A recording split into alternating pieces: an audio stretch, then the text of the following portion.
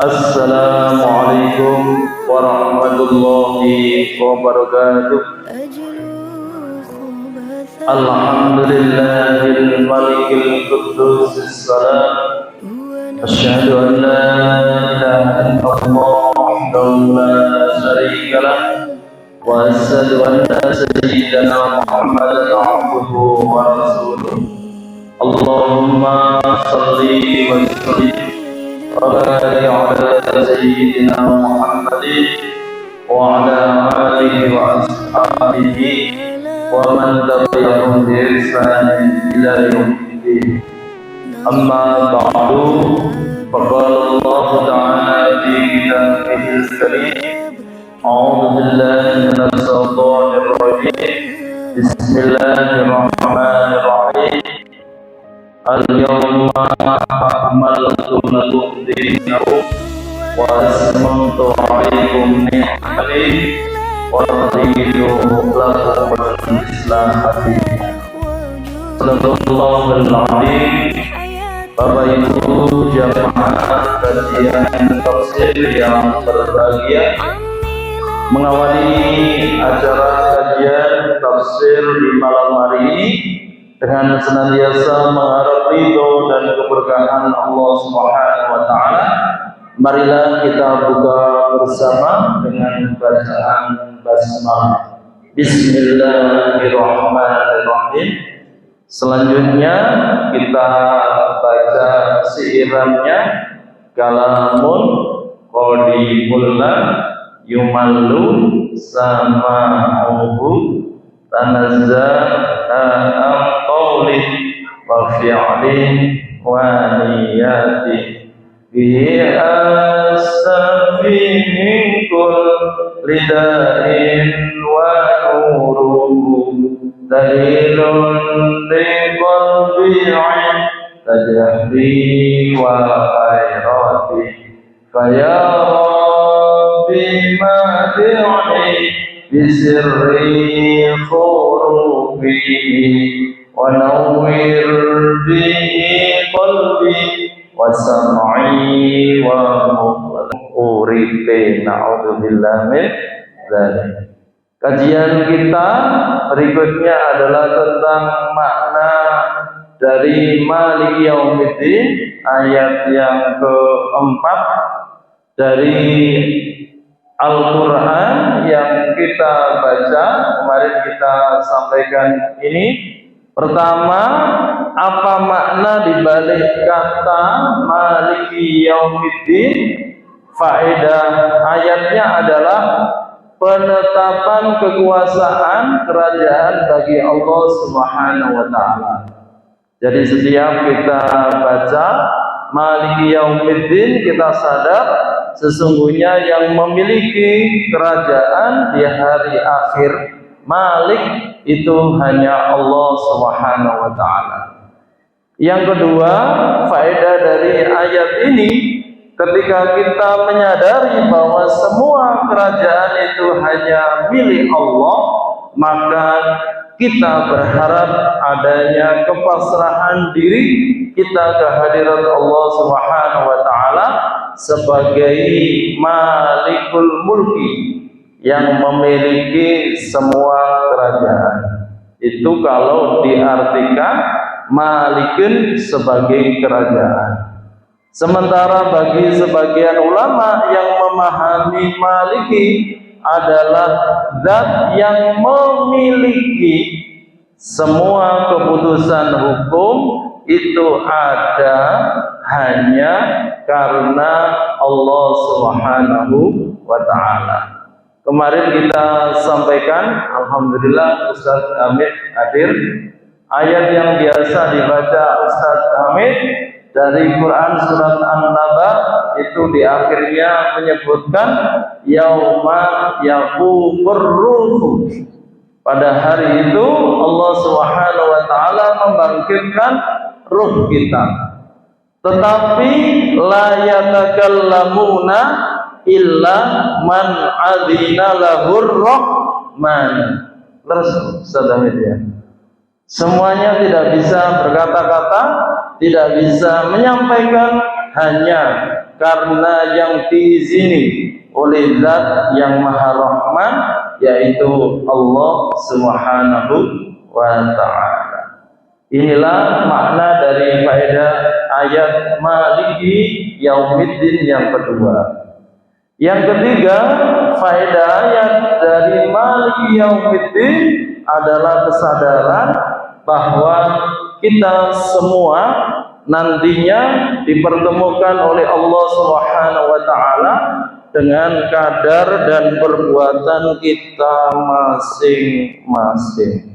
Jadi itulah makna Maliki Yaumiddin, faedah yang ketiga. Kemudian yang keempat, Allah sebagai Zat Maliki Yaumiddin, apa alasannya bahwa kita hanya menetapkan Allah sajalah, tidak ada makhluk lain? Yang pertama adalah karena orang memiliki persepsi keagungan itu hanya milik Allah Subhanahu wa Ta'ala, dan kebanyakan juga mempersepsi orang itu merasa ketakutan dengan apa yang pernah dilakukan saat hidup di dunia. Jadi sebaik dan semulia apapun yang dilakukan, dia pasti memiliki kekhawatiran, dan itu wajar adanya. Selanjutnya, Allah sendirilah yang menetapkan apapun yang menjadi keputusan final, apakah kita termasuk min ahlil jannah, penduduk surga, atau min ahlin nar. Sudah barang tentu kita berharap nantinya menjadi ashabul jannah, penduduk surganya Allah Subhanahu wa Ta'ala. Allahumma amin. Kemudian ayat-ayat lain yang sudah familiar dengan kita akan makna Yaumuddin adalah seperti surat Al-Ma'un. Sampun hafal sedaya? Halo, bapak-bapak sampun hafal Al-Ma'un?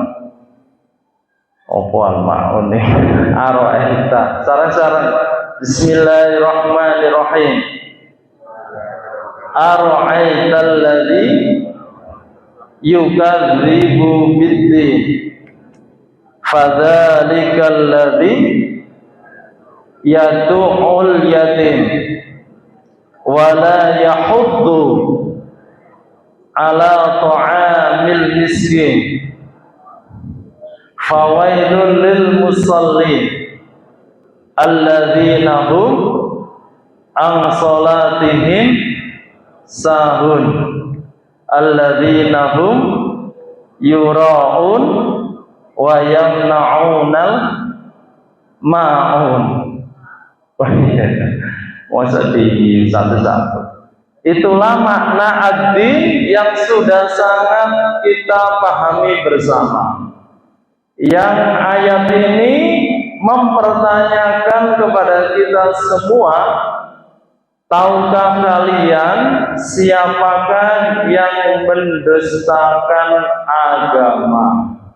Ad-din yukadzibu biddin di situ sebagai agama, makna lain dari Maliki Yaumiddin. Jadi ayat ini menjelaskan sesungguhnya kita ini sudah beragama, tetapi oleh Allah Subhanahu wa Ta'ala dianggap masih berdusta. Apa Bapak-bapak? Sudah beragama tapi berdusta. Kenapa? Yaitu disebutkan siapa mereka. Ara'aital ladzi yukadzibu biddin, fadzalikal ladzi yadu'ul yatim. Kita belum beragama dengan benar selagi kita belum menyantuni anak yatim. Kalau kita beragama khusyuk di masjid, zikirnya lama, tapi kalau ada anak miskin, anak yatim, anak yang kurang beruntung, kita bully, kita ledekin, kita ejek, kita sia-siakan, sesungguhnya cara beragama semacam itu masih dianggap berdosa. Kira-kira kita sudah beneran kalau ada anak yatim itu kita santuni, kita sayangi, kita belai rambutnya, kita lulus. Sudah seperti itu apa belum? Alhamdulillah. Bapak-bapak bujuk ini yatim loh Pak. Bendina tak lulus sirai. Sama, ibu juga gitu. Lah, bujuku yang ngono loh, masku ini bapaknya serene. Bendino sirai ya tak lulus. Wonten Bu nggih? Itu bagian dari kita menunjukkan serius dalam kita beragama.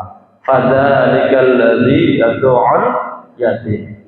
Yang kedua, kita itu dianggap masih belum beragama dengan baik, masih dianggap mendustakan agama.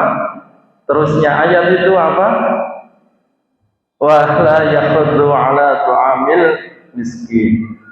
Orang kalau dia memiliki harta yang lebih, sementara yang lainnya kekurangan, atau dalam bahasa Al-Quran ini disebut miskin, bukannya disantuni, bukannya dibelas kasihani, tapi diejek, dielek-elek nih, orang dianggap ya.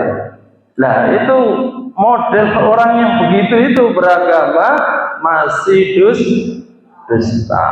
Subhanallah, ayat inilah yang menginspirasi pendiri Persyarikatan Muhammadiyah, Bapak Kiai Haji Ahmad Dahlan, yang kemudian mendirikan Panti Asuhan, yang kemudian mendirikan pusat kesehatan, rumah sakit, dan seterusnya. Itu jangan sampai kita itu beragama tetapi berdusta. Terusan ayat, alladzina hum yura'un. Lah ini orang yang suka flexing, orang yang suka pamer hartanya, pamer pakaiannya, pamer jabatannya, pamer apa yang dia miliki, itu juga orang yang mendustakan agama. Jadi kata beragama, tapi karena dia memiliki dalam hatinya flexing, yang suka pamer, alladzina hum yura'un wa yamna'unal ma'un. Sikap-sikap seperti itulah ad-din yang digambarkan di dalam Al-Quran. Kalau Bapak dan Ibu sekalian pernah baca bukunya Pak Quraisy Shihab belum? Halo? Iya. Di dalam tafsir beliau yang saya bawa namanya Wawasan Al-Quran, itu beliau menjelaskan bagaimana sikap yang berkaitan dengan ad-dini ini. Ada beberapa ayat yang beliau sebutkan di halaman 107. Yang pertama, ara'aital ladzi yukadzibu biddin. Yang kedua adalah kalla bal tukadzibuna biddin. Ini terkait dengan sikap kebanyakan orang yang disebut dalam Al-Quran surat Al-Infitar ayat 9. Ustaz Hamid yang suka baca ini, ayat sebelumnya apa Ustaz itu? Kalla bal tukadzibuna biddin. Terus sebelumnya, ayat sebelumnya Al-Infitar idzas sama'un fatarat. Itu saya tuh menghayati betul ya. Saat Ustaz Abdul Hamid itu membacakan ayat-ayat itu, kaitannya adalah sekali lagi kejadian-kejadian yang nanti di akhirat kita jumpai. Sehingga Ayat ini menegaskan sekali lagi kepada yang baca, mbok yo direnungkan, mbok yo dihayati, bahwa bisa jadi selama ini kita sudah merasa soleh, selama ini sudah merasa top, selama ini sudah gak karuan, perasaan kita gede rumongso. Lah jebule di akhirat itu dibalik oleh Allah. Kalla bal tukadzibuna biddin. Tidak seperti itu loh. Yang kalian lakukan sesungguhnya itu adalah mendustakan agama.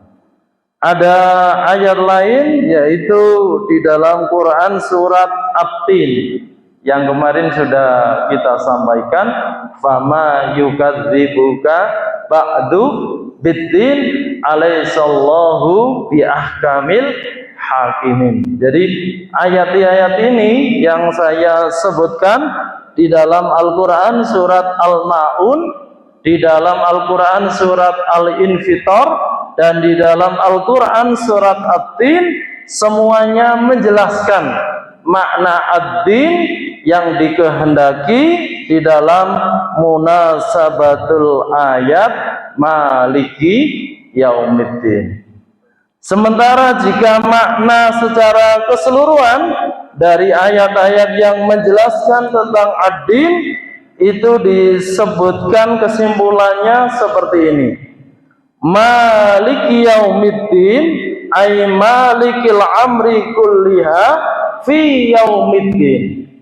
Yang disebut dengan maliki yaumiddin itu adalah bahwa Allah Subhanahu wa taala itulah yang menguasai dan merajai seluruh persoalan pada yaumiddin, hari pembalasan.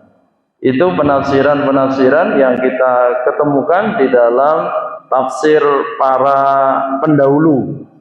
Sementara pakar tafsir Indonesia yaitu Bapak Dr. Izza Rahman di dalam bukunya itu menjelaskan secara detail bagaimana makna yaumuddin itu dijelaskan oleh banyak ayat. Karena ini nggak ada layarnya di mirengke mawon Bapak Ibu ya. Yang pertama di dalam Al-Quran surat Ghafir ayat 16. Pertanyaannya juga sama. Limanil mulkul yaum lillahil wahidil qahar. Siapa yang maha merajai pada hari kiamat? Kita mengafirmasi lillahil wahidil qahar, hanya milik Allah Subhanahu wa taala yang malik dan qahar, yang menguasai dan juga memaksa. Yang kedua, kita baca di dalam Al-Quran surat yang ke-22 Al-Hajj ayat 56, ketika Allah Subhanahu wa taala mengadili kita semua, al-mulku yauma idzil lillah yahkumu bainahum, bahwa kerajaan itu milik Allah dan hanya Allah lah yang akan memberikan keputusan kepada mereka. Ayat yang ketiga adalah Quran surat Al-Furqan ayat 26, al-mulku yauma idzinil haqqu lirrahman, bahwa kerajaan yang hak pada hari itu adalah lirrahman, milik Allah yang maha pengasih. Yang keempat di dalam Quran surat An-Naba tadi yang saya baca, la yatakallamuna illa man adina lahur rahman. Kemudian selanjutnya adalah Al-Infitor ayat 17 dan 19, yauma la tamliku nafsun li nafsin say'a. Kemudian di dalam Al-Quran surat An-Nur, sudah ada yang pernah baca? Belum. Ini bukunya 3 jilid menjelaskan Al-Malik sebagai Asmaul Husna, Jadi kalau Bapak dan Ibu sekalian setiap Sabtu pagi belajar Asmaul Husna, maksud dari Asmaul Husna oleh Hakim ini dibuatkan analisa dari berbagai sumber, ada 3 jilid yang masing-masing jilid itu menjelaskan 30 makna Asmaul Husna. Kita ikuti dari beliau karena sudah bisa dibaca bareng-bareng. Pertama, peneladanan tertinggi terhadap Al-Malik adalah berusaha menjadi penguasa diri, mampu mengendalikan diri dari perilaku yang tidak sesuai dengan kehendak Allah. Kenapa harus pengendalian diri? Karena kekuasaan dan jabatan tidak identik dengan kemuliaan. Halo, ini yang sering kita salah memahami. Saya ulangi, kenapa harus kita Al-Malik, kita kendalikan diri? Adalah kesadaran bahwa kekuasaan dan jabatan tidak identik dengan kemuliaan. Ada yang berkuasa, ada yang punya jabatan, tetapi tidak dapat ini. Naudzubillah min dzalik. Kapan? Jika disalahgunakan. Maka justru kekuasaan dan jabatan ini akan mendatangkan kehinaan. Karena sangat mudah bagi Allah memuliakan dan menghinakan hambanya karena ini. Jadi inilah makna dari Al-Malik sebagai zat yang mengendalikan diri. Kemudian fokus kontrol penguasa diri sejati harus mengendalikan hati sebagai panglima agar bisa menjernihkan pikiran, mengendalikan gejolak cinta atau asmara. Ini bapak-bapak, masa cek ngeten iki. Oh masih. Alhamdulillah. Nani. Serta penglihatan, pendengaran dan pembicaraan. Rasulullah bersabda, bukanlah orang yang kuat yang sebenarnya dengan selalu mengalahkan lawannya dalam pergulatan atau perkelahian, akan tetapi orang yang kuat adalah yang mampu mengendalikan dirinya ketika marah. Laisas sadidu bil quwwah, innamas sadidu alladzi yamliku nafsahu indal ghadabi. Jadi orang yang gotot, yang perkasa itu bukan yang pemarah, yang sidi-sidi diladai gocor, yang sidi-sidi kemudian boten, itu bukan orang yang kuat itu. Yang kuat adalah alladzi yamliku nafsahu indal ghadabi. Asline ya nesu, asline ya marah, tapi dikendalikan, ditahan, diempet. Ya pengen jadi nggojo dapurane gitu. Tapi itu yang tidak diajarkan agama. Yang diajarkan agama dengan Malikiyah adalah kita kendalikan diri kita masing-masing. Allahumma amin. Kemudian ini secara praktis diberikan gambaran oleh Hakim luar biasa. Godaan yang ada itu bisa muncul dari orang tua, bisa muncul dari anak, bisa muncul dari suami dan istri. Tadi bapak-bapak yang masih seperti ini, apakah bermasalah bapak dengan ini? Tadi saya tanya katanya gagas iki. Kira-kira ini bermasalah atau tidak? Aman, alhamdulillah. Jadi tidak ada yang kebablasan lah persoalan ini. Ini persoalannya ini. Ngerti nggih? Iya. Kemudian bagaimana saat kita menghadapi semua ini? Maka menempatkan hati hanya untuk Allah, mencintai makhluk dengan porsi yang pas yang diajarkan Allah, yang dilatar belakangi rasa cinta kepada Allah. Saya berharap dan kita berharap yang ngaji ini seperti ini, bukan yang masih di sini. Jadi pangapunten ya, ini yang muda itu hanya 1, 2. Berloro ya sih. Ya itu. Kemudian ibu-ibu malah nggak ada ini ya, yang muda ini sudah dewasa. Oh SMP ya, guru SMP maksudnya. Kemudian kalau wujudnya ini semuanya ini. Jadi jamaah kita semua termasuk sing ngomong ya ini. Ini lah bagaimana? Pangapunten hanya dalam memburu ini kemaki atau lalai beribadah, menunda salat karena bisnis, karena bekerja, karena berusaha macam-macam. Ini problemnya sing ngomong. Mudah-mudahan panjenengan boten benten. Sikap menghadapi adalah jadikan harta dan bisnis sebagai jalan sarana untuk ibadah dan jihad bukan tujuan. Napa Bapak Ibu? Iya, latih gemar berinfak. Alhamdulillah untuk infak plafon sudah cukup Pak Nur Hasim ya. Halo. Oh ampun ya, 65 kita dapat 67. Alhamdulillah. Matur nuwun Bapak Ibu ya. Jadi ini sudah kita praktekkan di bulan ini.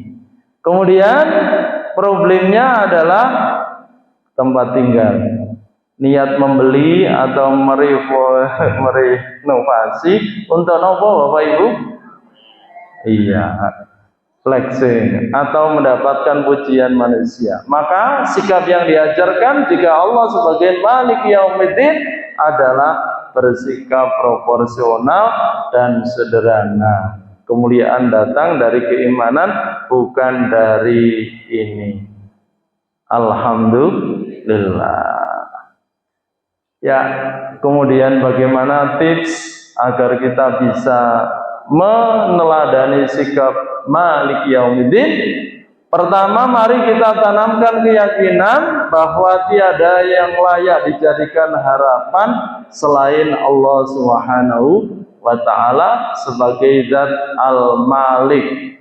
Kemudian berhambalah secara total dan ikhlas kepadanya, bukan hamba jabatan, bukan hamba pekerjaan, bukan hamba bisnis. Yang ketiga, kita teladani adalah berusaha menjadi raja diri, menguasai diri dan hawa nafsu, dan menghiasi diri dengan sikap parok atau menjauhi ketamakan. Ini juga harus terus diperjuangkan selama hidup kita. Teladan dari Malik yang keempat adalah berpasrah diri dan bertawakal kepada ketetapan Allah dan meyakini hanya Dialah yang kuasa untuk menurunkan atau mengangkat derajat seseorang. Ini kalau tadi saya bacakan Al-Ma'un, penafsiran dari Bapak Quraish Shihab yang ada di buku ini, Wawasan Al-Quran. Beliau punya buku yang lain 15 jilid. Kalau dihitung halamannya lebih dari 15.000 halaman. Nama kitabnya adalah Tafsir Al-Misbah. Napa Bapak Ibu? Tafsir Al-Misbah. Kalau ingin baca silakan. Lah, kalau yang ditafsir ini beliau sampaikan, kenapa kita diajarkan untuk memahami Maliki Yaumiddin, hari kebangkitan, adalah Al-Quran menghendaki agar keyakinan akan adanya hari akhir mengantarkan manusia untuk melakukan aktivitas positif dalam kehidupannya. Walaupun kita sadar bahwa aktivitas itu tidak menghasilkan keuntungan materi. Aktivitas ini itu tidak menghasilkan ini, tetapi kita harus yakin bahwa itulah makna dari Maliki yaumiddin. Mudah-mudahan Allah tanamkan semangat ini dalam hati kita masing-masing. Kemudian makna kedua yang juga saya dapatkan dari Bapak Profesor Dr. Ali Aziz, beliau adalah guru besar di UIN Sunan Ampel Surabaya, memberikan penjelasan tentang makna Maliki Yaumiddin dalam buku beliau namanya MTQ. Jangan salah baca. Saya ulangi, judul bukunya ini MTQ. M-nya adalah mengenal, T-nya adalah tuntas, Q-nya adalah Al-Quran. Jangan dibaca huruf kapital awalnya. Lah beliau menjelaskan tentang Maliki Yaumiddin, surat Al-Fatihah ayat 1 dan 4. Bismillahirrahmanirrahim. Alhamdulillahirabbil alamin. Ar-Rahmanirrahim. Maliki Yaumiddin. Berbicara tentang tauhid, yaitu sama dengan 4. 4 ini Bu ya, dibagi 7 adalah jumlah dari surat Al-Fatihah, 7 ayat. Atau kalau di persentase ketemunya Bismillah sampai Maliki Yaumiddin adalah 57,1%. Sasaran dari ayat ini adalah tauhid, yaitu akal otak kita untuk menghayati. Makanya ada yang bertanya, Pak Wandelan menjelaskan 4 ayat surat Al-Fatihah kok 10 pertemuan. Nggih, leres ini. Ya ini, karena kita ingin disadarkan terhadap mana-mana yang sudah kita kaji. Dalam Al-Quran, ayat-ayat tauhid berisi keajaiban makhluk Allah serta sifat-sifat dan nama-namanya. Manusia diperintahkan untuk berpikir menggunakan hingga menemukan keagungan Allah Subhanahu wa taala. Itu kalau yang memahami jinten Bapak Profesor Dr. Ali Aziz. Kalau kita kira-kira sampai niki mboten? Belum, termasuk saya ngomong. Jadi ini adalah versi dari Profesor Ali Aziz, tapi kalau kita meskipun belum, kita berusaha ngaji bareng-bareng. Mudah-mudahan kalau kita baca ayat 1 sampai 4, Bismillah sampai Maliki Yaumiddin, kita dapat menangkap ini untuk bisa berpikir tentang keagungan Allah Subhanahu wa taala. Ini bahasa Arab. Kalau yang ngerti dari perkataan Arab, monggo kita hayati bersama dari kitab Sawi sebagai kesimpulan kajian tentang Maliki Yaumiddin. Qauluhu Maliki Yaumiddin bidhammil mimi, ya ini al-mulku minal mulki huwa ibaratun anis sultani al-qahiri wal istilai al-bahiri. Makna al-mulku adalah ungkapan untuk sang penguasa yang penuh dengan kewenangan totalitasnya, otoritatif. Wal istilai al-bahiri, dan dia memiliki legitimasi kekuasaan yang nyata. Wal ghalabatit tamati, dan juga biasa menang. Siapa? Al-mulku. Wal qudratu ala tasarrufi al-kaini bil amri wan nahyi. Jadi kalau pemahaman kebahasaan, makna al-muluk adalah mereka yang berkuasa untuk mendistribusikan semua kuasanya, baik dia memerintah atau melarang. Sementara jika al-muluk diartikan al-jaza, bukan raja tetapi adalah balasan, ai bitsawabi, yaitu berupa pahala, lil mu'minina, untuk orang-orang mukmin, wal iqabi, dan siksaan punishment kalau ini reward, lil kafirina, untuk orang-orang kafir. Qauluhu la mulka dhahiran fihi li ahadin, berarti tidak ada orang yang berkuasa secara nyata. Ai wa amma fid dunya, sedangkan di dunia, fa fiha al mulku dhahirun, memang ada wujud raja yang nampak. Likatsirin minan nasi, kebanyakan dari manusia.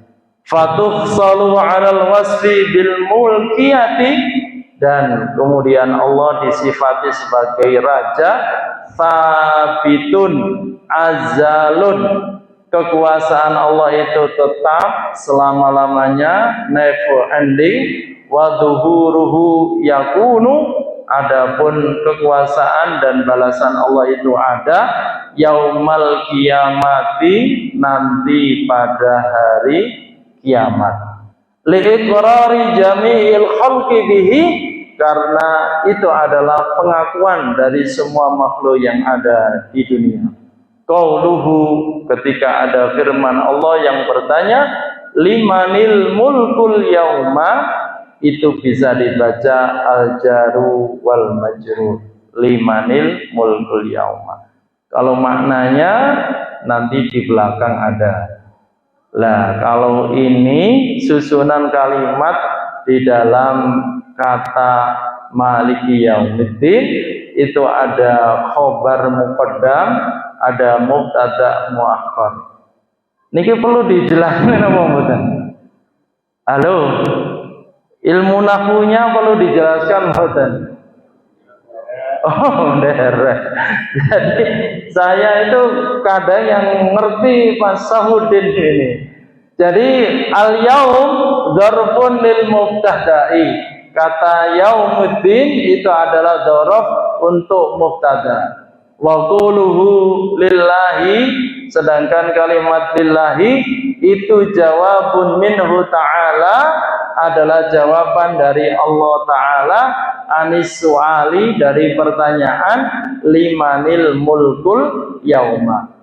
Wa qawluhu au min qara'a, atau barang siapa yang membaca maliki pakai alif, ila akhirihi, sampai akhir kalimat, i'lam, ketahuilah, inna fi dzafri mulki, sesungguhnya pada lafaz mulki tidak pakai alif, qiraataini sab'iyataini, itu salah satu dari dua cara baca maliki pakai alif ataupun maliki tidak pakai alif, dibenarkan menurut ulama qiraah sab'ah. Al-awwalu, yang pertama, bihadfil alifi, dengan cara membuang alif, wal asfu biya dhahirun, adapun sifatnya tanpa alif ini nyata. Wasaniyatu, sedangkan cara baca yang kedua, bi'ithbatiyah, dengan tetapnya alif ini. Wafiyah iskalun, menurut Imam Sawi cara baca seperti ini adalah janggal. Wa huwa anna malikun, sesungguhnya kalimat maliki yaumiddin itu ismu fa'ilin, berupa isim fa'il, wa idhofatuhu, adapun bentuk idhofa maliki, lafziyatun, itu secara lafziyah, la tufiduhu ta'rif, tidak berfungsi malik ini sebagai takrif dari sifat Allah Subhanahu wa taala. Pertanyaannya, fa kaifatu safu al-ma'rifatu bin nakirati? Bagaimana kita menjelaskan bahwa Allah itu yang sudah ma'rifat disifati dengan nakiro. Nah, ini ilmu nahwu. Kalau sifatnya itu makrifat, mausufnya juga makrifat. Kalau mausufnya nakiro, maka sifatnya juga nakiro. Iku panganan opo. Maka wajib mufassir Imam As-Sawi memberikan jawaban bi anna mahalla qauni idzafati ismil fa'il lafdiyatun illam yakun bi ma'na zaman. Jadi itu adalah isim fa'il yang bermakna waktu, yaitu hari kiamat. Al-mustamirru pangapunten, waktunya itu kontinu, terus menerus. Wa illa kanat idzafatuhu haqiqatan, apabila tidak sebagai makrifat, maka itulah sebenarnya makna hakikat dari maliki yaumiddin. Wal hasilu, kesimpulannya, anna ismal fa'il, sesungguhnya isim fa'il maliki pakai alif, usida bihil hal, yang dimaksudkan adalah pada saat ini, wal istiqbali, dan masa yang akan datang.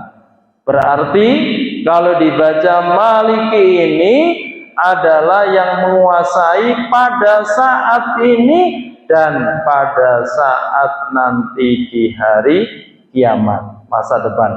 Faidafatuhu lafziyatun wa in qusida bihi al-madhu. Kalau yang diidofakan adalah lafaz maliki, yang dikehendaki adalah al-madhu, masa lalu. Allah pun sudah berkuasa menjadi raja. Kalau sudah awid dawamu, dan keseterusannya, selamanya. Kama huwa sa'nu awsafillahi ta'ala, sebagaimana bahwa Malik itu adalah sifat zatnya Allah Subhanahu wa ta'ala, wa idafatuhu haqiqatan wa ta'wilu 'alal qara'in. Lah bagaimana mereka yang tidak baca Maliki atau Malik? Ini kesimpulannya. Waqtulifa fi ayyil qira'ataini ablaghu, maka pilihannya, pertanyaannya, mana di antara dua kalimat dibaca Malik atau Malik yang lebih afshal? Maka wali amral mulka nafidun 'alal Malik fi mulkihi hatta la yatasarraful maliku illa an tadbiril mulki. Mau baca maliki pakai langsung mutasil itu boleh, dan mau pakai maliki itu dua-duanya ablag, sama benarnya. Kalau ini tidak pakai alif, kalau ini pakai alif, kalau yang mau pakai yang banyak pahalanya, pakai mana Bu? Pakai yang alif. Ziyadatul bina'i pakai alif, fatadullu ala kathratis sawabi. Kalau yang baca maliki yaumiddin, maka ganjarannya lebih banyak daripada baca maliki yaumiddin. Insya Allah para imam di sini semuanya baca maliki yaumiddin. Ini makna dari yang saya sampaikan di depan tadi. Kalau ingin dipahami secara detail, karena terjemahnya kecil-kecil, tadi sudah saya sampaikan. Mutiara doa sudah saya sampaikan kemarin. Bagi yang mau promosi jabatan, monggo dijadikan wiritan setiap hari. Ada yang mau pengen promosi? Temanya tadi, jadi kalau kita baca Maliki Yaumiddin tiap hari, ojo nesuan. Napa Bapak Ibu? Ojo nesuan, gampang marah, gampang-gampang panas. Lah mendina wa maca Maliki Yaumiddin kok ponas panas. Ya, selesai, habis. Jadi kita berharap ngaji kita tentang alhamdulillah sampai kepada Maliki Yaumiddin itu menginspirasi sebagaimana yang disampaikan Profesor Ali Aziz. Itu yang disasar dari kita adalah untuk memfungsikan akal dan pikiran otak kita. Jadi kalau selama ini kita hanya baca, dengan ngaji ini mudah-mudahan Allah Subhanahu wa taala membuka pikiran dan hati kita untuk menemukan keagungan Allah Subhanahu wa taala.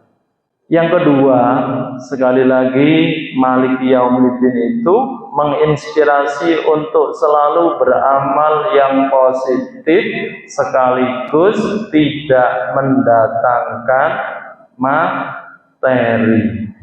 Diomong gampang, prakteknya harus diperjuangkan. Jadi pangapunten sekali lagi itu butuh komitmen kita bersama.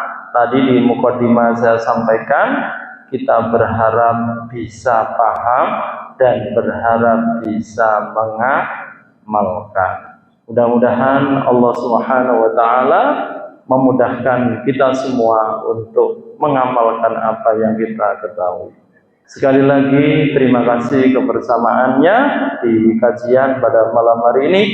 Mudah-mudahan kita semua diberikan kekuatan dan kesehatan untuk bisa memahami ayat-ayat Allah Subhanahu wa taala di kajian yang akan datang. Kurang lebih mohon maaf. Akhirul kalam, wabillahi taufiq waridha wal inayah. Assalamualaikum warahmatullahi wabarakatuh. Alhamdulillah.